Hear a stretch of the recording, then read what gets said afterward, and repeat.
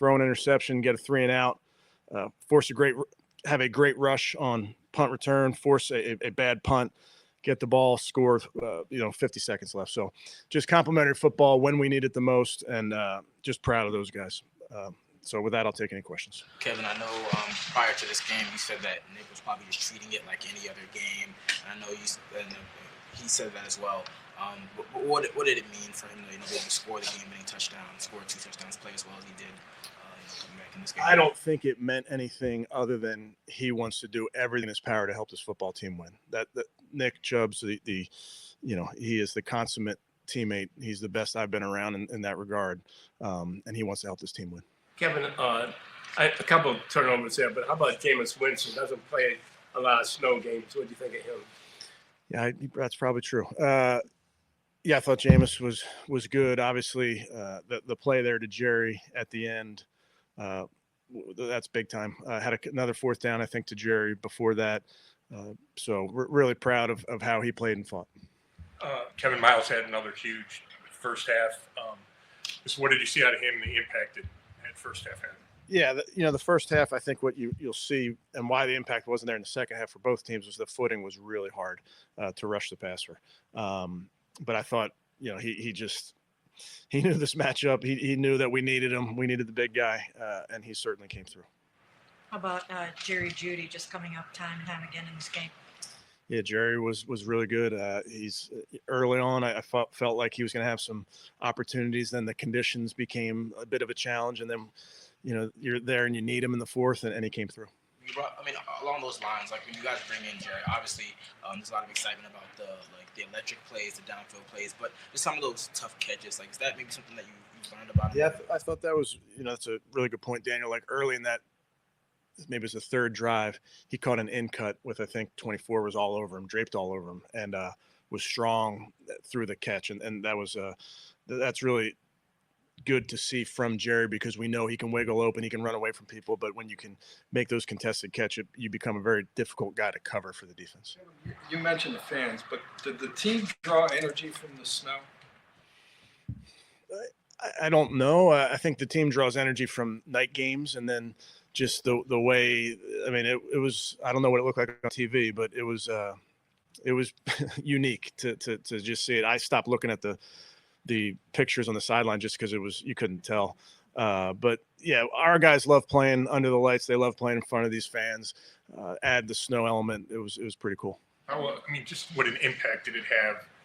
You mentioned the footing for the pass rushers, but it looked like the Jameis interception, maybe it slid. Like, could you see that happening a lot? Yeah, and that's the challenge of these games. We talked about it all week, what the conditions may be, and how that may adjust some of what we were doing. I think it changes your scheme a little bit and what you're trying to accomplish because the footing is really challenging. It's really challenging for the defense because they're the ones that are reacting.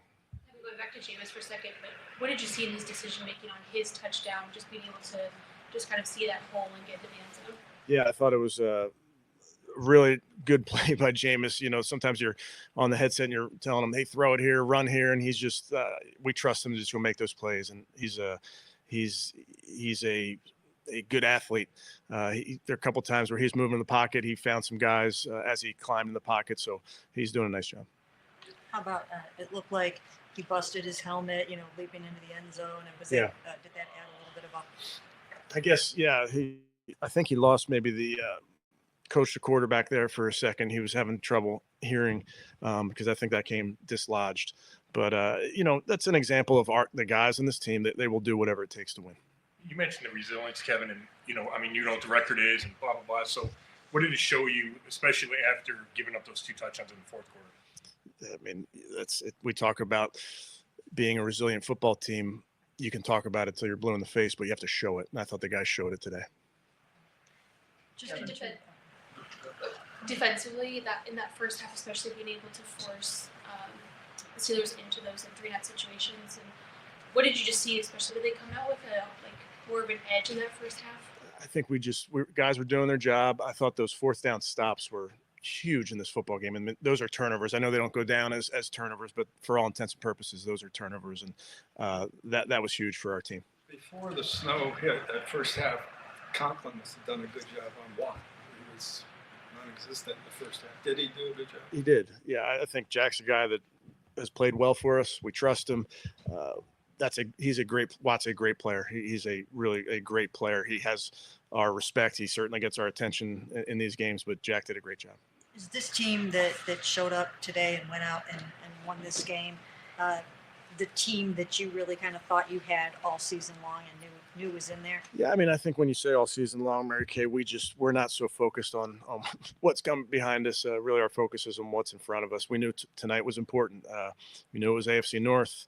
Throw out the records. It's going to be a battle. We knew it was. I told the team last night, be ready to win the game on the last play of the game, and that's just how the AFC North operates. At what point on the last drive would you have considered trying to kick a field goal as opposed to? Yeah, my mindset was that fourth and whatever the distance was. We would. I was not going to kick from back there. I don't think it's in those conditions into the dog pound with that footing.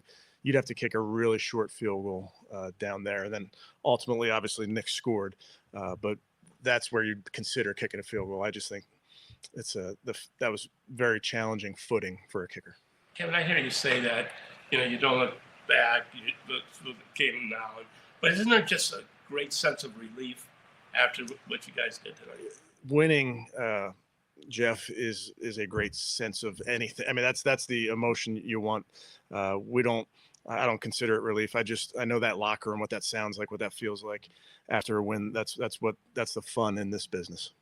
It seemed like when we talked to Jameis during the week, he really understood what this rivalry was all about, how much he needed to go out there and give the best version of himself. Did you see that in him? I did, and I know he hadn't played Pittsburgh, which is unique. I think Jameis understands this. Certainly understands our football team. It's very easy to understand this rivalry, how important these AFC North games. This one, because of the proximity of the two cities, we know how important it is. But he knew what a challenge it is when you're playing the Pittsburgh Steelers. It's a good team for a reason. They're good on all three sides of the ball. We were gonna have to be at our best to get a win. Kevin, going back to Nick for a second, that first touchdown was his 50th career touchdown.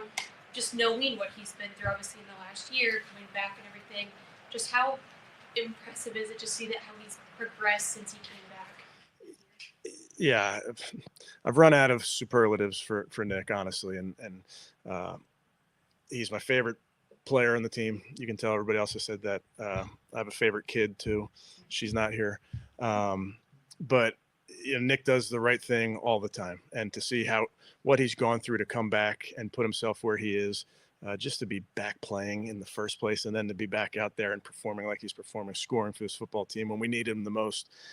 He's a special player, but he's a great person. Miles kind of poked the bear a little bit this week with the TJ Watt stuff, but maybe was there a method to his madness, because he certainly went out there and kind of backed it up? I know Miles obviously loves the matchup of going against another great player. I know they don't face each other, but we'll just convince him he's got that matchup every week. Good. Okay, thanks, guys.